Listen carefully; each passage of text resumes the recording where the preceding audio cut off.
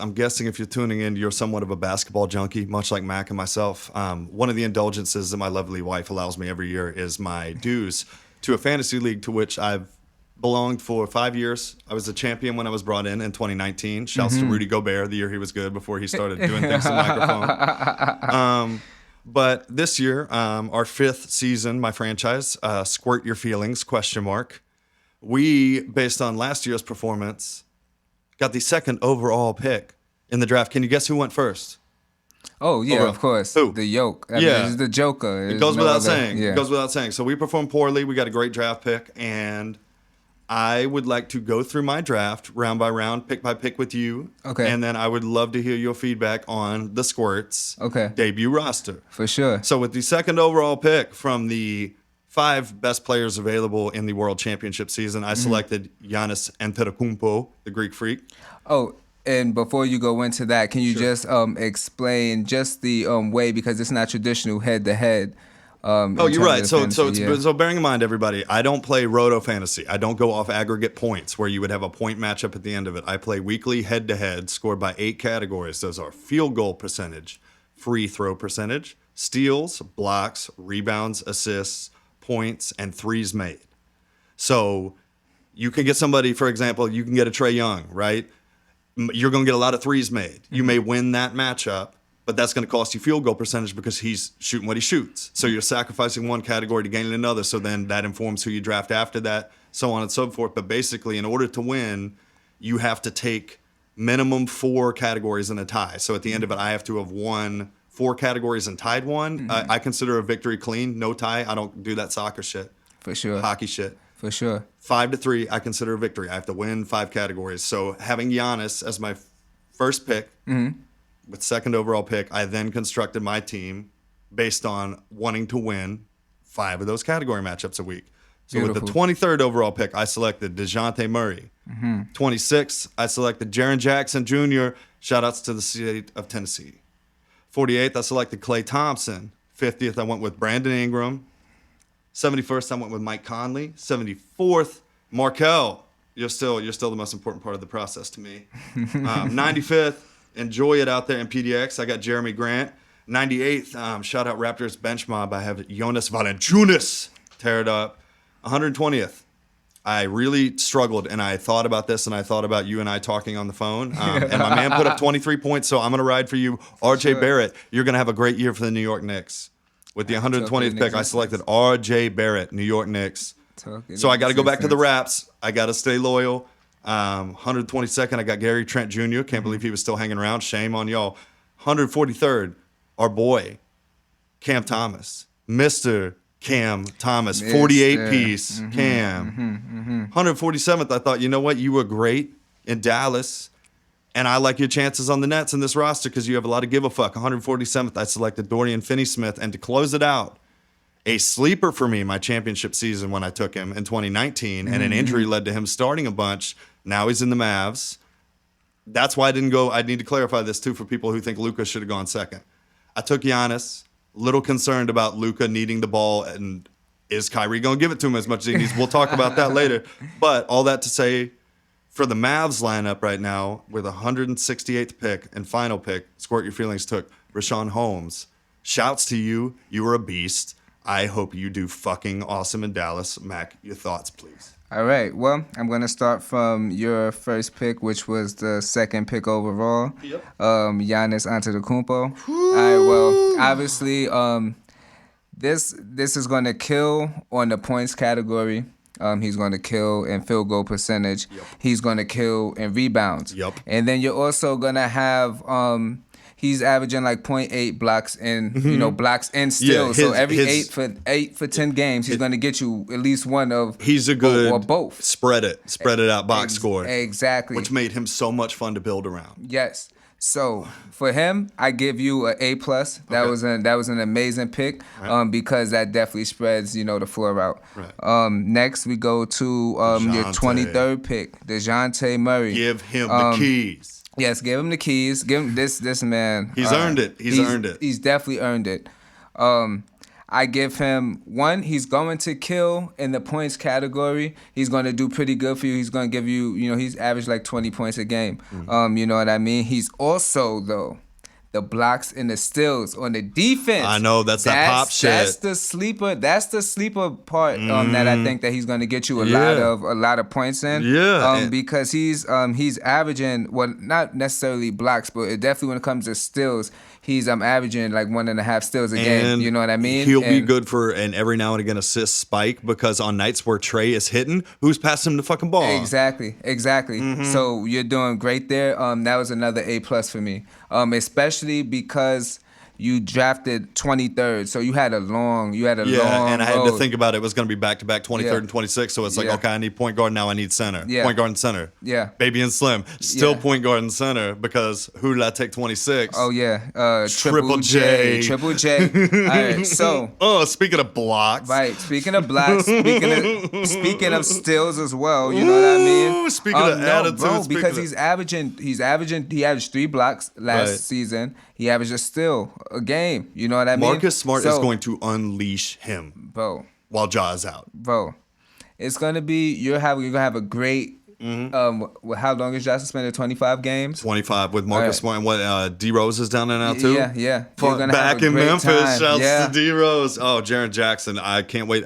Shouts Desmond Bain. I didn't get you. I had an eye on you. Shouts to shout out Bain. But 48, somebody that's known to drop a 3 or 2. Hold on. I gave him an A. You gave him an A. That's an A. Sorry. Pick for you. Yeah. So you're doing great, bro. I'm doing good. That's an A. Yeah. All right. So this one is where I think I'm really interested to hear what you have to say from this point on. 48th, I went with my man Klay Thompson after reviewing the Warriors lineup. And who plays power forward? No, I can't do it again. Draymond, sorry if we hurt your feelings. Draymond, he should be cool. Yeah, I think he'd be fine. I think he would enjoy us. So Klay, how you feel about me taking Klay 48? I think it was a cool pick. Like overall, I gave it a B+. Okay. Because he's gonna do good for you on points.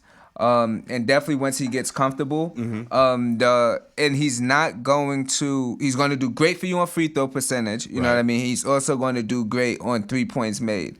The only thing, and this is not something that I really because it's only going to be on certain nights, but certain nights where he get in these kind of flows where he's just going to shoot anything, and no matter what. He struggled with that a bit last year, which made me hesitant about that pick. But when he's on the board, I felt like I had to snag him. Like, he's a known shooter. It's just. I hope the best for where he's at this stage in his career, and I hope he is lights out. Warriors are going to be interesting to watch this season, and now I have a reason to watch them even more closely. I also now have a reason to watch the Pelicans in the city of my birth in New Orleans, but we're giving a B+ for Klay? Yes, B+ for Klay. How you feel about Brandon Ingram? That is also another B+ for me. Okay. Ingram, besides him being very fun to watch, I really enjoy watching him. I got to watch a lot of the Pelicans last season.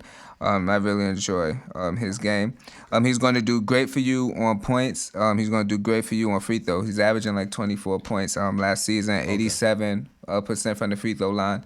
You know what I mean? So he's going to do great for you there. Rebounds and assists. He's averaging 5 and 5. You know what I mean? So he's going to spread out in terms of winning categories. So far, you have did an amazing job at getting people that's really going to help you in these categories. And that's kind of also how I graded them, because a lot of people are strong in these categories. Right. And once it start piling up and stuff like that, and you haven't really had anybody yet that you have to worry about, especially like on field goal percentage, like really dragging you down. You know, besides Klay on certain nights, if he comes into the season with that mentality, I'm not going to put that on him. No. You know what I mean? Because we have no idea really what possessions are going to look like up there, what the starting lineup is going to look like. There's a lot of questions. So B+ for Brandon Ingram. I agree with you there. He is super fun to watch. Shouts to you, Brandon Ingram. I'm glad you got out of Los Angeles and found a way to go down there and do your thing in New Orleans. You won that trade in my book. Somebody else who's just been winning and has been so undersung in his whole career, I took 71st. I love you, Mike Conley. Thank you for the way that you play basketball. How you feel about me taking Mike? I definitely think it was a solid pick. I give that one a B. I feel like he's going to do great for you, especially on free throw percentage, On defense, he's going to do great for you on steals. You know, he's averaging a steal a game. And you steals know, and so blocks that's are hard to something- come by. Exactly, and that's something that's really, really going to you know, help you in the categories. And then, you know, he averaged you know, like around 6 assists a game. You know what I mean? So a very, very solid pick. So I gave him a solid B. Yeah, and solid it's B. honestly and this is no detriment to the man's game. Like overall, as a professional athlete, Mike Conley, what you've accomplished in your career in the grand scheme of what one can achieve, I would give that a solid B. Like, you have been a solid, dependable fucking point guard for a long time, dude. That is not easy, and you're so respected and well liked in the league. We're getting into some picks that are partially emotionally motivated. I'm going to admit this is not an unbiased choice. 74th, I took somebody I like a lot that's surrounded by weapons. I feel Markelle Fultz. How'd you feel about that? I gave it a B minus. Okay. I really like the pick. I do like the pick. All right. He's going to do great on field goal percentage. He's above league average. Because league average is around 46. He's at 51, so he's sitting pretty. You know what I mean? So I think he's going to do great. 5 assists a game. He has a lot of people to pass it to. He sure does, and I could not get any of them. So Paolo, Franz, Moritz, Wendell. Right, and so the thing about it, and the only reason that this is a B minus pick for me, because it's a great pick. Right. But it's just that watching Orlando, you just never know on any given night who's going to do what. You know what I mean? Or you know that they for sure going to make sure Paolo have the ball in his hands. But besides that, everybody else is kind of toss up. You kind of don't know what the impact going to be on a night-to-night basis because there's so many people that could do it. Like they'll just pass the keys. Everybody just give the keys to each other on that team. And like, it is wild. You could drive tonight. And that's what I'm saying, tonight. man. Like, you could drive. I know, and there's going to be nights where I tune in on League Pass for sure. I'm going to be getting East Coast Orlando games. I'm rooting for all y'all. Be entertaining as fuck. Like, be getting the playoffs and be problematic. Go get you a 7 or a 6 seed and fuck shit up, Orlando. That's my challenge to you. My challenge to Mr. Jeremy Grant, who I took 95th. Have fun in Portland, dude. Portland is awesome. I think you're going to love it. How do you feel about me taking Jeremy Grant? He went nuts one season in Detroit, and I want to see if it's for real. I also want to see what Portland looks like, but this pick has got you holding your head. What did I do? Motherfucking A+. Thank you. Fucking plus. That's how I felt. I could not believe he stayed on the board for 95 picks. Bro. 95. I can't believe it. I cannot believe it. A+, he's going to go up on points, you know what I mean? Free throw percentage, 3 points made, and then blocks and steals. He's going to, you know what I mean? Like, come on. He's averaging 0.8, the same amount as Giannis. Yeah. So every 8 out of 10, he's going to get you blocks and steals. And I think you know what I mean? Bro, A+, but I can't believe you grabbed him at 95. I know, and I think that, like, just from a perspective of looking at logistically why I'm thinking about him this season, he's going to be in a locker room with a bunch of young dudes that are all charged up, a lot of whom got jettisoned by their other teams. And he and DeAndre Ayton, if Ayton stays healthy and comes with this energy, he's acting like he really wants to be there. Their front court is going to be intimidating to play against. Jeremy Grant's going to score a lot. He is. A lot. He is, bro. This was a pick, brother. Yeah. This was A fucking plus. Okay. Great job. Great job. Thanks so much, man. At 98th, I'm going to preface this with I'm Raptors biased. I also have a loyalty bias, and one thing I love doing is never losing at rebounds ever, which is why with the 98th pick I selected Jonas Valanciunas, also because there's some health questions in the Pelicans front court. So I think he's going to play 26, 27 minutes a game, hopefully, maybe more, because he's a consistent board machine. That's all he's ever done. How do you feel about Jonas? I give that a fat A. Okay. A fat A, bro. Okay. That's somebody else I couldn't believe that dropped that low. Honestly, just because the way he grabs the board's free throw percentage, 82%, 54% from the field. When it comes to fantasy, those are things that matter, especially when it comes to, doing these categories. Don't like forget this. There's a pot of gold at the end of this rainbow, and I'm trying to get it. Yeah, bro. And you did a great job, bro. Honestly. So that's Jonas gets an A. Mm-hmm. So At 120th, and I told you I struggle with this one, but you saw RJ play and drop 23 points. RJ, I've liked you since Duke. I liked you more than Zion at Duke because you felt like a middle brother to me. You felt like somebody that was kind of overshadowed, and it's like, man, this motherfucker is really good, but you're next to like something, you know what I mean? Like, right. Like who's dude Frosty, Len Bias, like that type of shit where it's like I've never seen somebody dunking like that look like, you know what I mean, or some Charles Barkley shit. That's how I felt with Zion. It's like, how do you feel being next to that? And it's like, I got a brother that's 6'7" that could dunk. I look like me. Right. I can relate. RJ, how do you feel? I want him to succeed, and it's crucial that he does for the Knicks. It is very crucial. I hope he succeeds as well. I give it a B. Okay. He's gonna do good points, rebounds. You know what I mean. He is streaky. He's known streaky, to be streaky and as hell. that's the problem. And that's the thing, RJ. problem. I need consistency from you, bro, or I will. Waiver wire gets vicious, and I will do it. I've done it to you before. Yeah. That's the problem. But also for 120th, it wasn't a bad pick. So that's also weighted into that. It wasn't a bad pick for 120. No, and RJ's upside his upside is always going to be there. I feel like until he's in his 30s. Like he's a really, really good. Like he could be a sixth man of the year if he really dialed it the fuck in. I feel like could be. I have on a good team. I kind of have a thing where I believe that he might be somebody who needs negative reinforcement to, you know, like the Jordan thing. Or you know how Jordan who is the motherfucker in Indiana that was crazy? Bobby Knight shit? Are you talking about like that level, or he needs? Well, somebody... no. You know, like how Jordan had to always feel like he was at odds. You know what I mean? So he had to pick an opponent. You know what I mean? Jordan really indulged in the dark side of the force. Exactly. So I just feel like because when he first came, he was on the newspapers and they had him up there and they was like, oh, he's the as the face, and they had all the problems on him. Yeah. And he kind of rose to the occasion, then I feel like when he has like the negative on him, like he just might be somebody that could really turn that into. So I just think it's interesting. If you're listening out there, I will motivate you. If you need negative reinforcement, you let us know. I'll give it to you, dude. Because I see potential, bro. And that's the other thing. If you're going to drop 30, bro, we will talk shit about you every podcast. Let's go, especially if you're playing next to like number 34 instead of the other person you play in the paint that I don't want to talk about until it gets proven in the playoffs. There's enough said there. So that was a pick for my loyalty to New York. RJ Barrett, please don't prove me wrong. 122nd, I took a pick for my loyalty to the city of Portland and vis-a-vis now Toronto, Ontario, which I love. The 6th, I took Gary Trent Jr., 122nd. How do you feel about that? A-. Okay. I can't believe that he was there. Again, 122nd. Our draft, they took a lot of young cats, bro. And then I could see people. There's a couple people started phoning in their picks after like the 8th round. It's like, no, this is where you really build. Yeah. You did great, bro.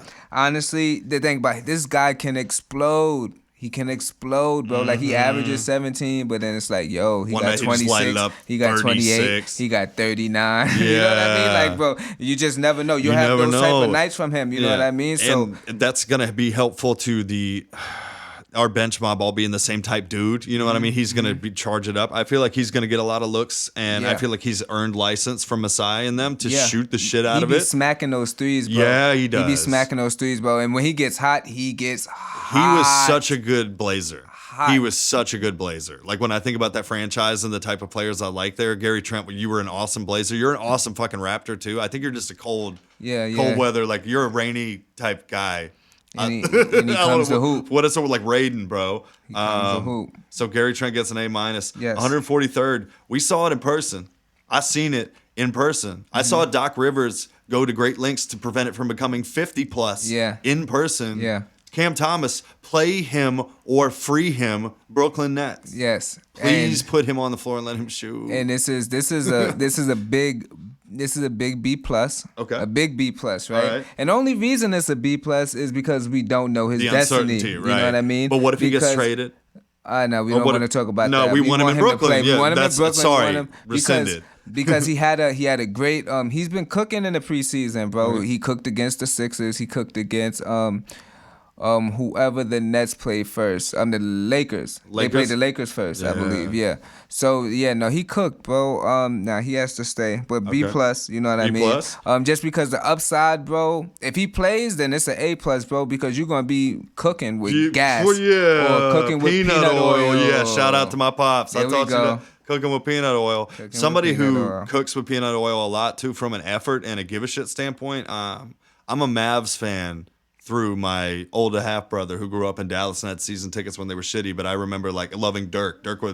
Watching Dirk from 2006 on is like where my love of the game began. Right. I took Dorian Finney-Smith, also a net, back-to-back nets. I took because I think he has the type of mentality that this team is going to need. And there's going to be games down the stretch where they're going to want him on the floor. I think he's going to – I don't know. I like him. I like Dorian Finney-Smith, and I took him. He was available. What do you think about it? Well, 147, can't really be mad about it. I give it a C+. Okay. And That's my fair. reasoning is I've seen him – see, he's somebody, what you described, he's somebody that does good for the morale of the team, which isn't going to help you in fantasy. You know what I mean? Right. Like, it helps the Nets. You know what I mean? So that but was it doesn't more me help drafting you. as like a GM of your team. But shouts to the Nets for having Dorian Finney-Smith. I love that he's a part of the Nets organization. And also bear in mind with these last couple picks, the waiver wire on the week-to-week basis to give yourself a nudge in a couple categories, extremely important. And the waiver wire refreshes every week to reflect who won their matchups and how well they did the previous week, right? Okay. So a lot of pieces get movable for me. Somebody I hope doesn't. Somebody I hope sees the floor and does what I know he can do out there is Rashawn Holmes. I took him 168th. How do you feel about my final pick of the draft? I also give that a C+, and that's because of an uncertainty thing. Okay. Because I know when given a chance he could snap. Yeah. But it's just, is he going to be the starting big? Because that's when he functions best, when he's kind of in like the stretch four body size, but when he's the primary paint defender and rebounder. He had that in Sacramento for a second, and it was really fun to watch. There was one season with him and De'Aaron Fox when Fox was not who he is now. Holy shit. Light the beam. Yeah, light it. And also considering you lose Rashawn Holmes and one of those roster spots has become Keegan Murray. Yeah. Shouts to Sacramento. Rashawn Holmes, I don't want to let you go and use you as waiver fodder, but you're awesome. I will enjoy rooting for you at least through opening weekend because I want good things for you, dude. You try hard. You try really fucking hard. Definitely. So overall, I give you A-. An A-. A-, bro. Strong. A very, very solid team, bro. Right. From top to bottom, especially considering when you drafted, everything was great, bro. I'm really excited to see how your season goes, as we go along. Oh yeah, we'll keep y'all updated.